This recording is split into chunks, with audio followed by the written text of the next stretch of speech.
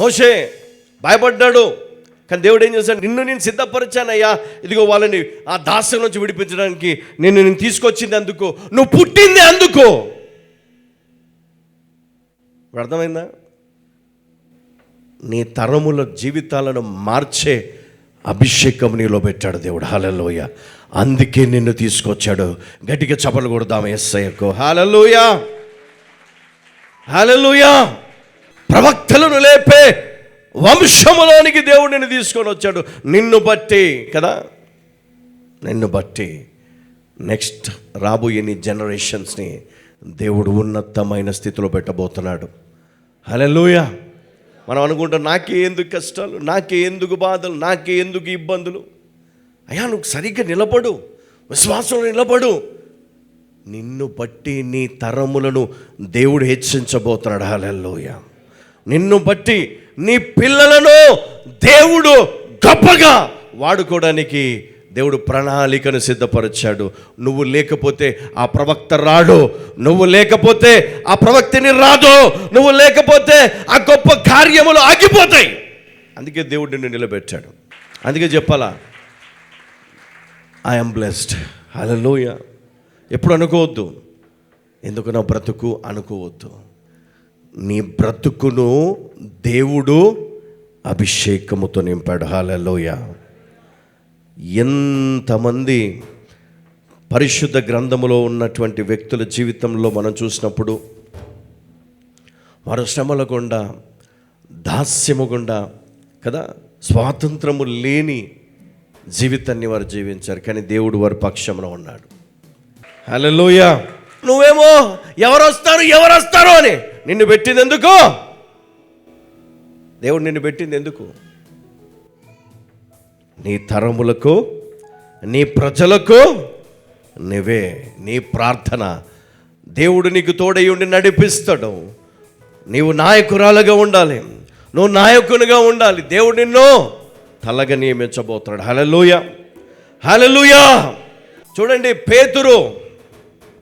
పేతురు అపోస్తలుల కార్యములు 12:7 ఇక్కడేమో రాయబడి ఉంది. ఇక్కడ ఒక చక్కటి మాట చదువు.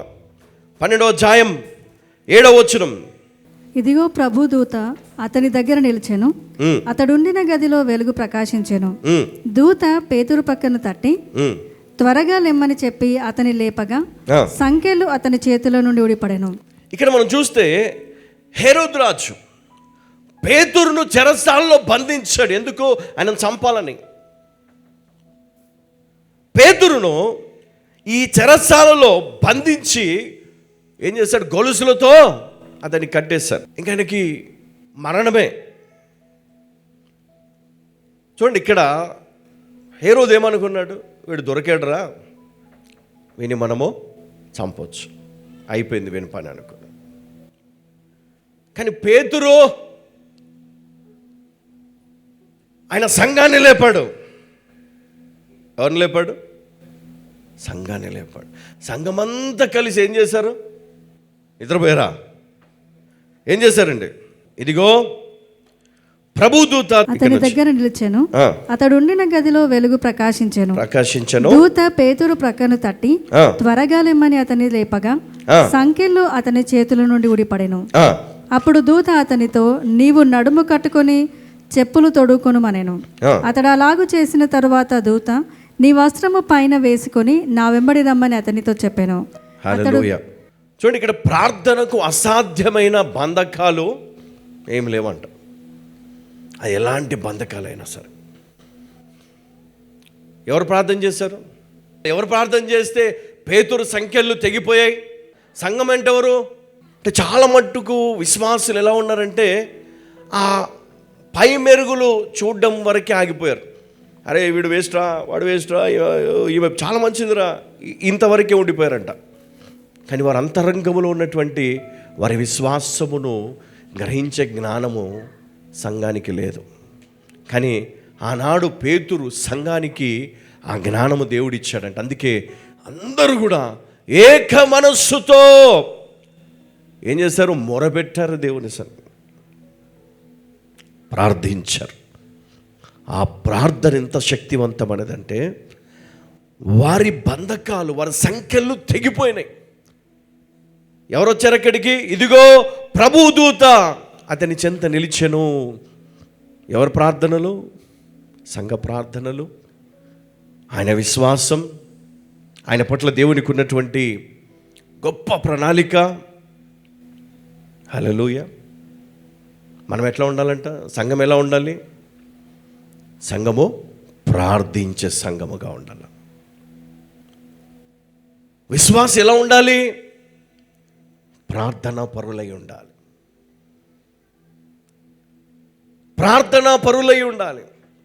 ప్రార్థించే విశ్వాసం కలిగి ఉండాలి కదా. ఒకరిపైన ఒకరు కోపాలు పెంచుకొని, ద్వేషాలు పెంచుకొని, మాటలు మానేసుకొని దూరం వెళ్ళిపోతే అది విశ్వాసం ఎట్లా అవుతుంది? మనం ప్రార్థించాలి కదా, మనం ప్రార్థన చేయాలి కదా. అందుకే జ్ఞానము గనక మనకు లేకపోతే మనం ఆ గాలి వానకు కొట్టుకొని వెళ్ళిపోతాం.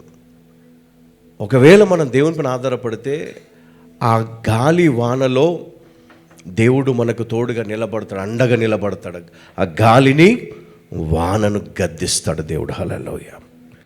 లేకపోతే పరిస్థితి ఏంటి? మనం ఏం చూస్తామో ఆ గాలిని కదా, అలలు, ఆ సముద్రంలో వాళ్ళు ఏం చూశారంట?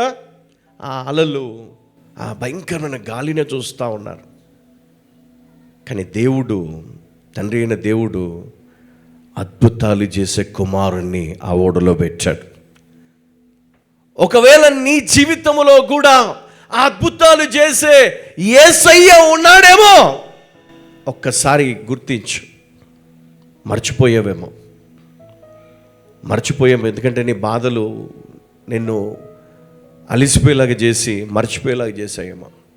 దేవుడు నీ తోడు ఉన్నాడు, నీ పక్కనే ఉన్నాడు, నీ ఇంట్లో నీతో ఉన్నాడు, ప్రయాణంలో నీకు తోడుగా ఉన్నాడు, ఉద్యోగంలో నీ పక్కనే ఉన్నాడు, శ్రమలో నీకు తోడుగా ఉన్నాడు. హల్లెలూయా. హల్లెలూయా.